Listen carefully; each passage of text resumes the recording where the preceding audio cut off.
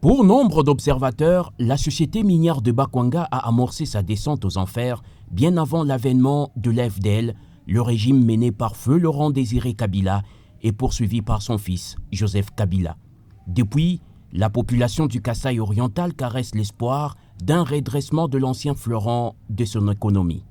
Quelques capitaux évalués à plusieurs millions de dollars américains ont été injectés dans cette entreprise par le gouvernement, mais sans résultat escompté. Malgré ces échecs, les politiques sont loin de laisser tomber les bras. Ils multiplient promesses, assurances et plans de relance en faveur de l'AMIBA. Des discours qui peinent déjà à passer au sein de l'opinion. Louis Nikita, président honoraire de la société civile du Kasaï oriental, appelle le gouvernement de la République à plus de réalisme sur la question. Chaque chose a son temps. L'AMIBA a déjà dépassé 50 ans. Nous devons penser à initier d'autres initiatives qui peuvent répondre à notre époque. Les gens doivent se mettre en tête qu'on avait dans cette province, on avait la cotonnière qui a une période à fermer des portes jusqu'à ce matin. Je crois qu'il y a des gens qui ont travaillé pour l'AMIBA, qui sont déjà retraitables, qui ont besoin d'aller se reposer. On peut faire leur décompte et créer d'autres entreprises. Parce que les fonds dont on a parlé par Copyrep, ça fait plus de 3 ans, c'est beaucoup de millions. Et ces millions-là peuvent créer autant d'entreprises qui peuvent résorber même les enfants de certains travailleurs MIBA pour qu'il y ait la vie. Donc la relance, elle est hypothétique. Vous proposez la création d'une nouvelle entreprise. D'autres entreprises, parce que les montants allant jusqu'à au-delà de 500 000 dollars, c'est beaucoup d'argent.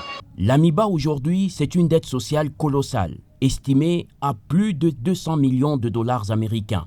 Une société sans outils de production, avec un personnel impayé et presque vieillissant et un partenaire minoritaire défaillant. Relancer une telle entreprise n'est pas chose aisée. Pourtant, on sait ce que les politiques ne disent pas dans leurs discours soft.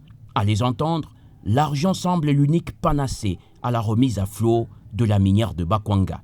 Une posture démagogique que fustige Gertrude Ndaya, députée nationale honoraire et cadre de la société civile du Kasaï oriental.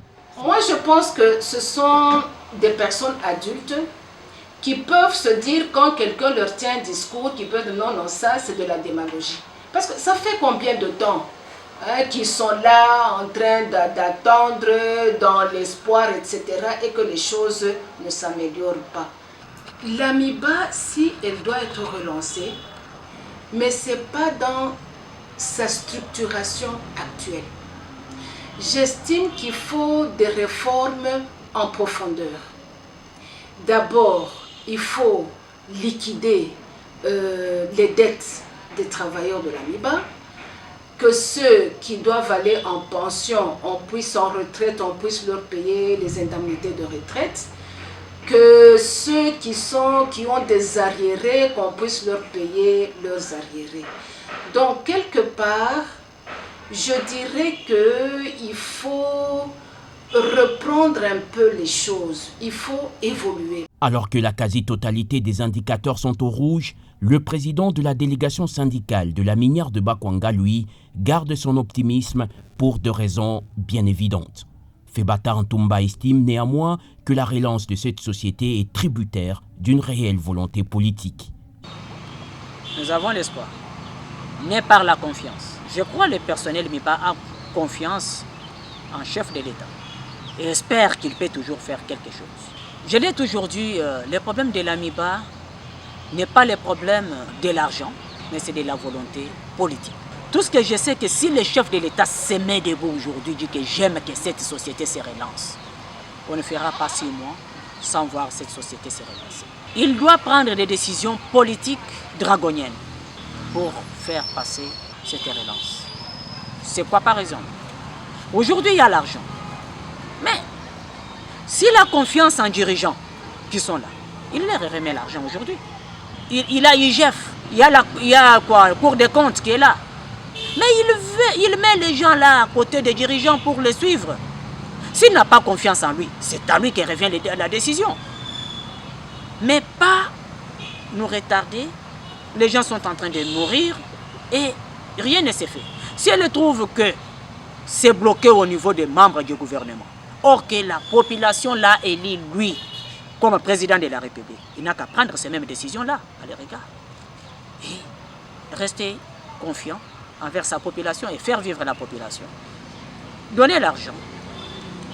Analyser les plans de relance faits par l'AMIBA.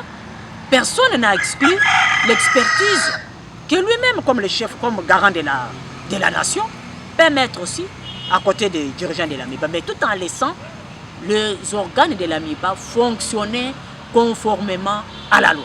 De son côté, le professeur Raphaël Moussampa Chibalabala, docteur en économie à l'université officielle de Mbujimaï, déplore le choix quelque peu hasardeux des dirigeants de l'AMIBA. Des choix, dit-il, dictés par des considérations politiques plutôt que par le réel souci d'améliorer la gestion de la société.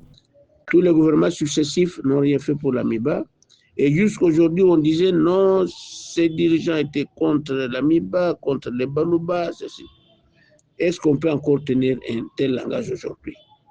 Ça fait 7 ans que le pouvoir est entre les mains du fils du Congo, du fils du Kasaï oriental. Donc cet argument-là tombe. Pourquoi l'AMIBA ne s'est-elle pas relevée de ses cendres? Voilà, c'est pour des raisons politiques. Qu'est-ce que nous constatons? Qui dirige l'AMIBA?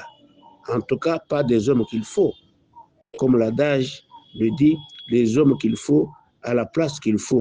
7 ans après l'avènement du régime Tshisekedi, l'AMIBA reste toujours agonisante et sa relance plus qu'une utopie. Pourtant, c'est l'une des grandes promesses de campagne du président Félix-Antoine Tshisekedi Tshilombo aux Est Kassaïens. Quelque complexe qu'elle puisse paraître, la question de la relance de la minière de Bakwanga ne devrait pas longtemps ressembler à un serpent de mer.